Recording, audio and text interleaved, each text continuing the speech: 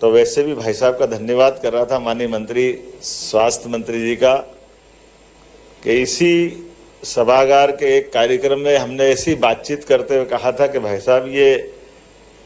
Medical council of India का जो अपना तरीका है, इसके कारण से हमारे मेडिकल कॉलेजों को खुलने में कठिनाई हो रही है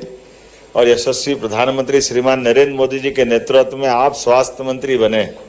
आज़ादी के बाद से हमारी कहीं गति रुक रही है। मैं इस विश्व एड्स दिवस के अवसर पर इसलिए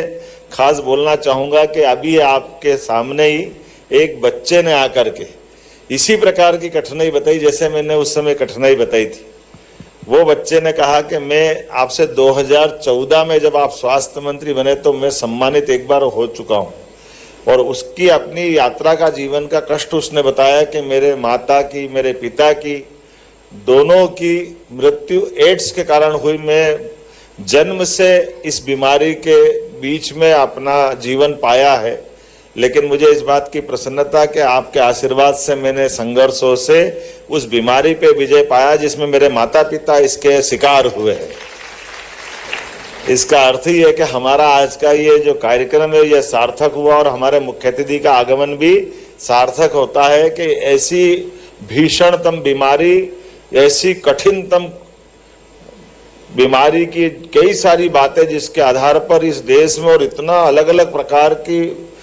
भौगोलिक कठिनाइयों वाला देश भी है और इतनी विशालता के आधार पर बड़ी आबादी,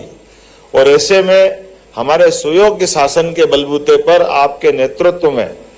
और एकदम गरीब परिवार का बच्चा अगर ये उस युद्ध में विजय होकर निकलता है, जो असंभव टाइप की बीमारी, ये वास्तव में हमारे इस कार्यक्रम को सार्थक करता है, जो इस बात के लिए भी रेखांकित करता है कि रोग से डरो, रोगी से मत डरो, रोगी का साथ दो तो अपने आप परमात्मा आपका साथ देगा और विजय आपकी सुनिश्चित होती है। रोग की भयावहता, रोग की कठिनाई, रोग के मार्ग के आने वाले अवरोध, चाहे जैसे हो, समाज का साथ मिलता है, सुयोग्य नेतृत्व मिलता है, योग्य प्रकार की दवाई मिलती है और सभी प्रकार का संरक्षण मिलता है, तो दुनिया की कोई ताकत इससे प्रभावित होने वाले लोगों को अच्छा होने से रोक नहीं सकती है। ये विश्वास आज के दिन हमको पुनः धारण करने की जरूरत है। मैं आपको बधाई देता हूं, आपके मंत्रालय को बधाई देता हूं।